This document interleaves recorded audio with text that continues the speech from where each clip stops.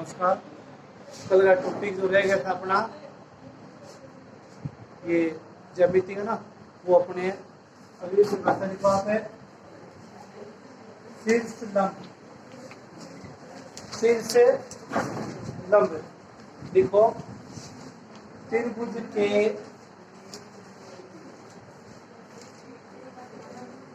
किसी भी शीर्ष से त्रिभुज के किसी भी शीर्ष से सम्मुख भुजा पर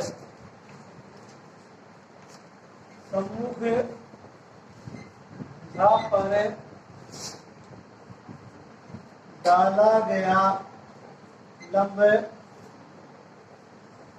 शीर्ष लंब कहलाता है। यानी शीर्ष से सम्मुख भुजा पर डाला गया लंब शीर्ष लंब कहलाता है। त्रिभुज के तीनों शीर्ष लंब जहां पर मिलते हैं, त्रिभुज के तीनों शीर्ष लंब जहां पर मिलते हैं वह बिंदु त्रिभुज का लंब केंद्र कहलाता है। लंब केंद्र कहलाता है। यानी तीन शीर्ष लंब होते हैं, तीन शीर्ष लंब होंगे। शीर्ष से सम्मुख भुजा पर डाला गया लंब शीर्ष लंब कहलाता है। तो तीनों शीर्ष लंब जहां मिलते हैं उस बिंदु को लंब केंद्र कहते हैं। ठीक है, चित्र आप ये बना लें। ए बी सी ये लंब डाल दिया ना, ए डी ये शीर्ष लंब है। ठीक है,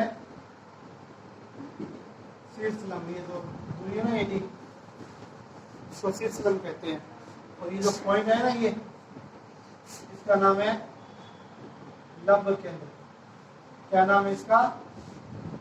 लंब केंद्र। त्रिभुज के शीर्ष से सम्मुख भुजा पर डाला गया लंब शीर्ष लंब कहलाता है। और तीनों शीर्ष लंब जहां मिलते हैं वह बिंदु त्रिभुज का लंब केंद्र कहलाता है। नोट करके आप, वह बिंदु त्रिभुज का लंब केंद्र कहलाता है। उसके बाद की परिभाषा है अपने ये शीर्ष लंब आ गया, तन्मात्रिका की आपको दिखाई दी थी। अब रह गया आपके पास परिकेंद्र। परिकेंद्र क्या होता है? त्रिभुज की भुजाओं के लंब अर्धक लंब अर्धक का संगामी बिंदु। संगामी बिंदु मतलब एक ही बिंदु। त्रिभुज की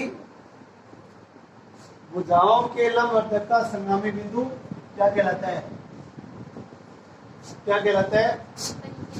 परिकेंद्र कहलाता है। परिकेंद्र कहलाता है।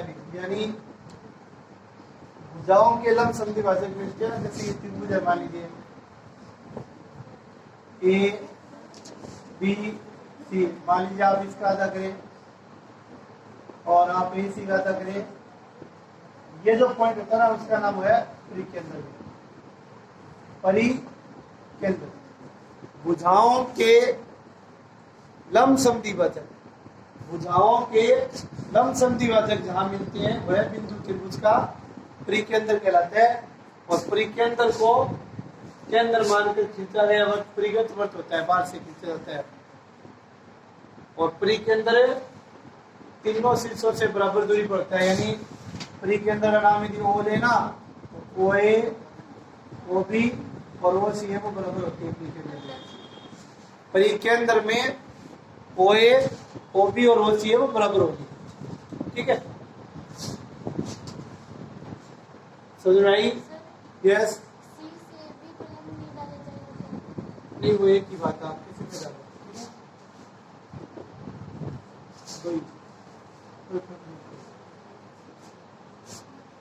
ठीक है। अब है अंतः केंद्र।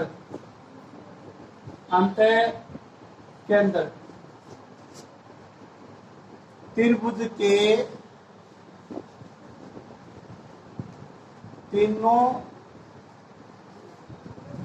कोणों के अर्धक, तीनों उसमें भुजा है और इसमें किसका है, कोण का। त्रिभुज के तीनों कोणों, त्रिभुज के तीनों कोणों के अर्धक, अर्धकोण को का संगामी बिंदु अंतः केंद्र कहलाता है। क्या कहलाता है भाई, अंतः केंद्र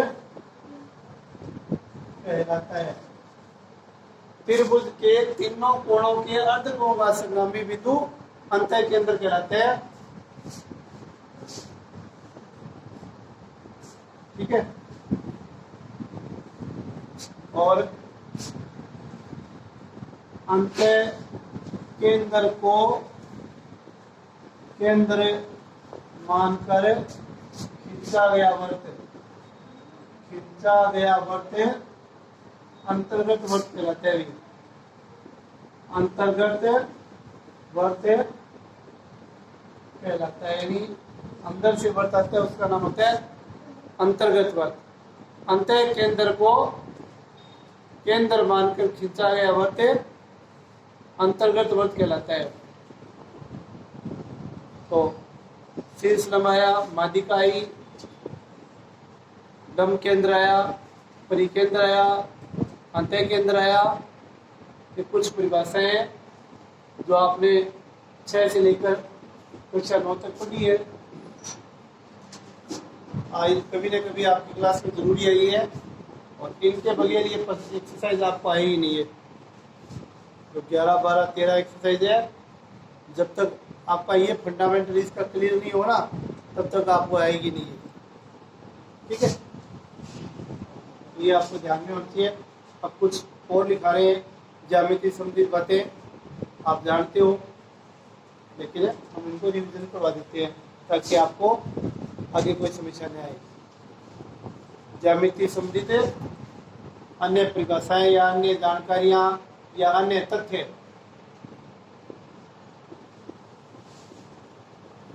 तो सबसे पहले चित्र बनाते जाए, स्टार लगा के चित्र से समझ में आ जाए कि हम क्या कहना चाहते हैं आपको।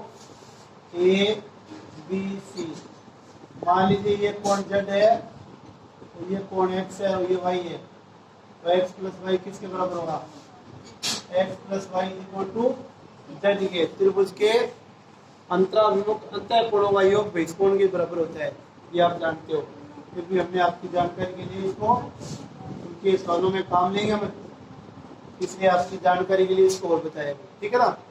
अगला स्टार, त्रिभुज में दो भुजा बराबर हो, दो भुजा बराबर हो तो सामने के कोण भी क्या होंगे, ए बी बराबर ए सी से कोण बी और कोण सी है वो बराबर होगा, ये भी आप जानते हो। दो भुजा बराबर है तो सम्मुख कोण बराबर होंगे, और सम्मुख कोण बराबर है तो भुजा बराबर होगी। कोण बराबर होने से भुजा बराबर है, और भुजा बराबर होने से कोण बराबर होंगे। ठीक है। अगला, त्रिभुज में दो भुजाओं का योग क्रमवार, दो भुजाओं का योग तीसरी भुजा से अधिक होता है। त्रिभुज में दो भुजाओं का योग तीसरी भुजा से अधिक होता है। ये बात भी आप जानते हो, 9th पेपर में थी आपके पास कि त्रिभुज में दो भुजाओं का योग तीसरी भुजा से अधिक होता है।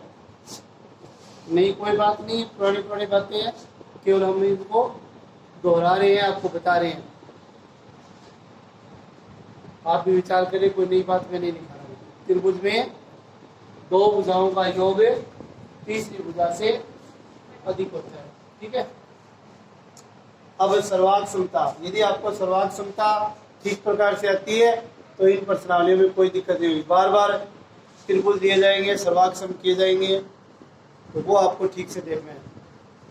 बार बार है वो त्रिभुज दिए जाएंगे, सर्वांग सम किए जाएंगे, वो आपको ठीक से देखना है।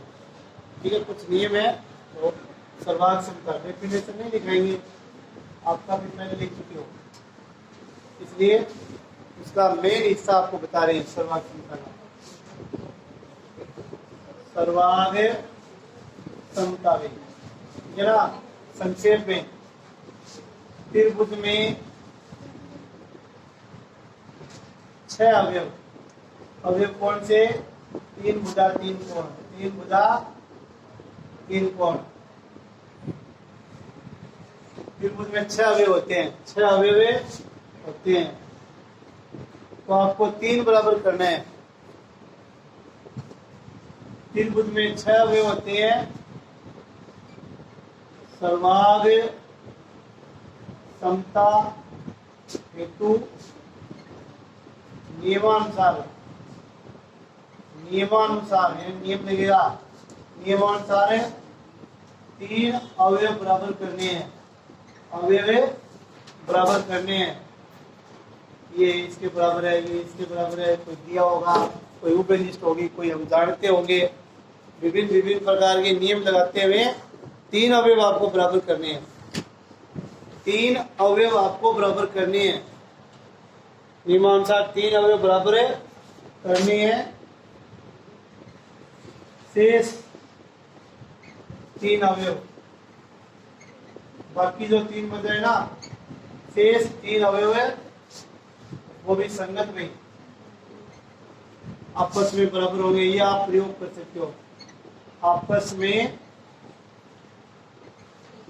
बराबर होंगे, यानी आपको 3 अवयव बराबर करने हैं और बाकी बचे हुए 3 अवयव आप बराबर मान सकते हो, नियमानुसार करने हैं।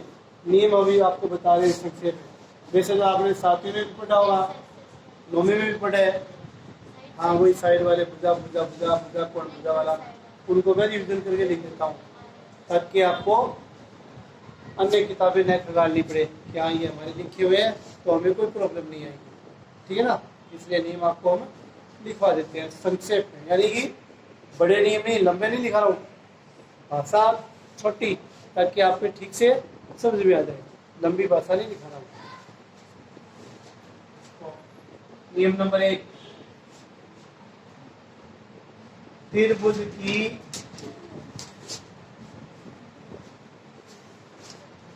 सर्वांग समता के नियम, त्रिभुज की सर्वांग समता के नियम वैसे तो आप जानते हो, क्योंकि रिविजन करवा देते हैं हम आपको, पकड़ आपकी मजबूत हो जाएगी सब्जेक्ट पे। नंबर 1, एसएस नियम, भुजा भुजा भुजा, 2 त्रिभुजों में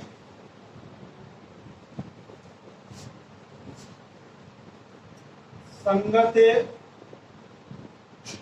भुजाएं बराबर हो। संक्षेप में लिखा है, 2 त्रिभुजों में संगत भुजाएं बराबर हो। कैसे भी? 2 त्रिभुजों में संगत भुजाएं बराबर हो। कैसे? जैसे मान लीजिए त्रिभुज आपके पास है,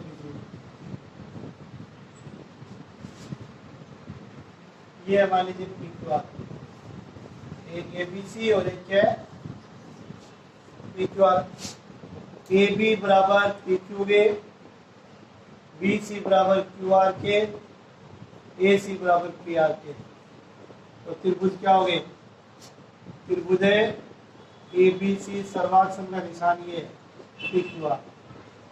त्रिभुज ABC सर्वांग सम हो गए त्रिभुज PQR के।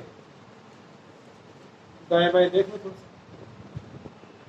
इस सर्वांग सम का मतलब ये हो गया कि आपने ए बी को बराबर किया पी क्यू के, नाम से पता होना चाहिए। बी सी किसके बराबर किया आपने? हाँ, और ए और सी किसके बराबर है? इससे आप कह सकते हो कोण ए किसके बराबर? पी के। बी किसके बराबर है? क्यू के। सी किसके बराबर है? आर के। ठीक है ना। नाम यदि आपने सर्वांग समता की स्थिति गलत कर दी तो समझो आपका उत्तर गलत होगा। मान लीजिए आप इसी में ये कर देते हो कि जी मैं जी आर क्यू कर दिया, क्या फर्क पड़ता है? फर्क पड़ गया। कैसे पड़ गया? बी सी किसके बराबर होगी? आर क्यू में, जबकि यहाँ बी सी किसके है? क्यू आर के। फर्क पड़ गया ना, पूरा पूरा फर्क पड़ गया। बी कौन है? वो आर के बराबर है, जबकि है नहीं, तो ऐसा होगा नहीं। यानी आपने स्थिति सर्वांग समता की स्थिति बदल दी तो फिर आपका रोग होगा। इसलिए कंडीशन का ध्यान रखें। उससे लगना चाहिए कि आपको, हाँ, कि जैसे ये आपने नाम लिखा है इसका, तो आपको लगना चाहिए कि भी हमने पी क्यू के बराबर की है, वरना वो बराबर कैसे आ जाएगी? ठीक है ना। नाम थोड़ा सा ध्यान दीजिए। सर्वांग समता है इन प्रणाली में, तो तीनों भुजा बराबर हो तो त्रिभुज सर्वांग सम होंगे। दूसरा नियम है SAS नियम, दो भुजा व मध्य का कोण। नोट करें, मध्य का कोण। दो भुजा व मध्य का कोण बराबर, दो भुजा व बीच का कोण मतलब है, जैसे आप दो त्रिभुज बना लीजिए A B C P Q R. कौन सी मान लीजिए ये भुजा इसके बराबर है, ये इसके बराबर है, तो बीच वाला कोण बराबर होना जरूरी है। यहाँ से आप सुन ले भाई, बीच वाला कोण बराबर होना जरूरी है। ठीक है ना। बीच वाला कोण बराबर होना जरूरी है। तो कैसे लिखेंगे?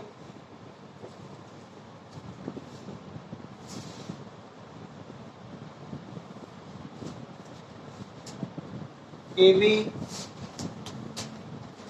बराबर पी क्यू, ए सी बराबर पी आर और ए बराबर पी बी। ध्यान दें, ऐसे ऐसे कह रहे हैं।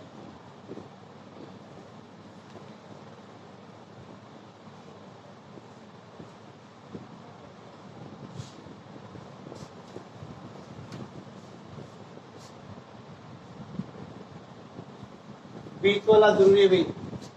ए बी बराबर पी क्यू, ए सी बराबर पी आर, ए बराबर पी होना चाहिए, ए बराबर पी होना आवश्यक है। बीच का कोण होना जरूरी है। ठीक है।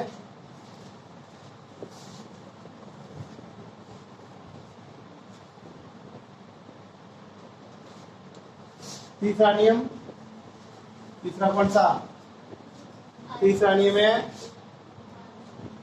AAS या ASA, दोनों में एक ही बात है भी, दो कोण व एक भुजा में। ठीक है ना। अब इसमें मध्य की भुजा लेते हो ठीक है, वरना कोई भी भुजा लोगे तो भी हो जाएगी, कोई दिक्कत वाली बात नहीं। ठीक है ना।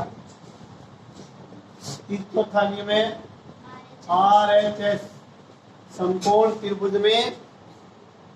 आर का मतलब है समकोण त्रिभुज, राइट एंगल ट्रायंगल। एस का मतलब है हाइपोटेनियस, कर्ण है। एस का मतलब साइड है। तो समकोण त्रिभुज में कर्ण कर्ण के बराबर हो और कोई भी एक भुजा बराबर हो तो त्रिभुज सर्वांग सम होगा। मतलब है समकोण त्रिभुजों में कर्ण कर्ण बराबर व एक अन्य भुजा बराबर।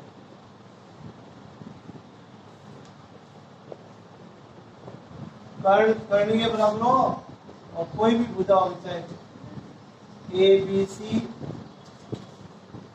P Q R, P Q R. कर्ण कौन सा होता है? 90 डिग्री के सामने भुजा क्या होती है? कर्ण। कर्ण कर्ण के बराबर हो, बाकी कोई सी भुजा होता है, कोई फर्क नहीं पड़ेगा।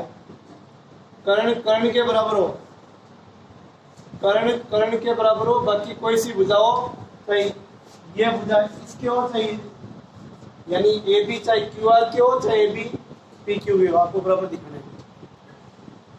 ये तो भाई सर्वांग क्षमता की बात, ये सारा टॉपिक है वो आपका 9th क्लास में या 6 से 9 तक था, जिसको हमने आपको रिविजन कराया इन 2 दिनों में। अब 10th क्लास का टॉपिक आएगा समरूपता, वो वहाँ से आपके 10th की शुरू होगी।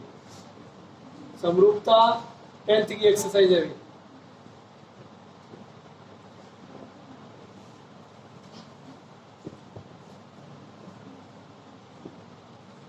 समरूपता सिमिलरिटी, तो यहाँ से हम लिखे होंगे, देखो नोट कर लिया आपने, अब तक नोट कर लिया होगा, आगे बढ़े नहीं नोट किया तो आप रिवाइज कराए देखो।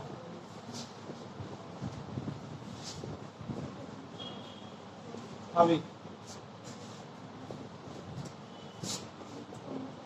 समरूपता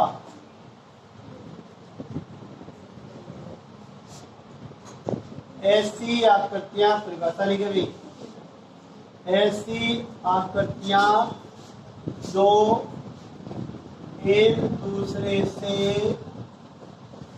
निश्चित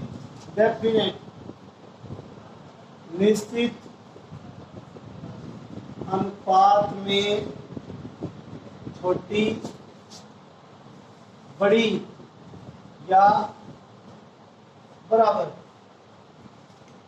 होते हैं, नाम सर्वांग क्षमता होता है, बराबर का सर्वांग क्षमता कहते हैं अपने। ऐसी आकृतियां जो एक दूसरे से निश्चित अनुपात में छोटी बड़ी या बराबर हो, सर्वांग समय आकृतियां कहलाती है। आकृतियों के इस गुण को, आकृतियों के इस गुण को सर्वांग क्षमता कहते हैं।